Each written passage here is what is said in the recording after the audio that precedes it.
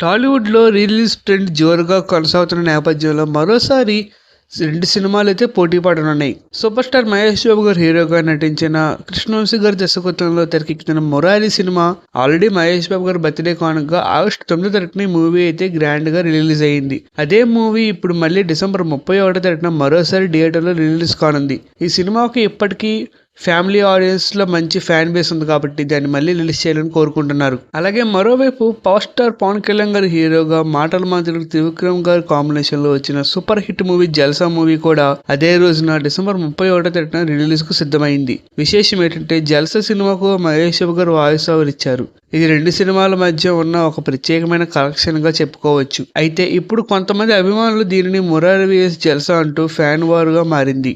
మా హీరోకి ఎక్కువ కలెక్షన్స్ వస్తాయని ట్విట్టర్లో ఫ్యాన్ వార్ అయితే కొనసాగుతూ ఉంది. తెలంగాణలో 'మురారి 4K'ను టాలీవుడ్ బడ నిర్మాణ సంస్థ అయిన దిల్ రాజు సంస్థ SECలో రిలీజ్ చేస్తుంది. అలాగే 2 సినిమాలతో పాటు వెట్టిరి వెంకటేష్ గారు నటించిన 'నువ్వు నాకు నచ్చే' సినిమా కూడా రిలీజ్ కాబోతుంది. మరి power star Pawan Kalyan vs super star Mahesh Babu పోటీలో ఎవరు గెలుస్తారో చూడాలి.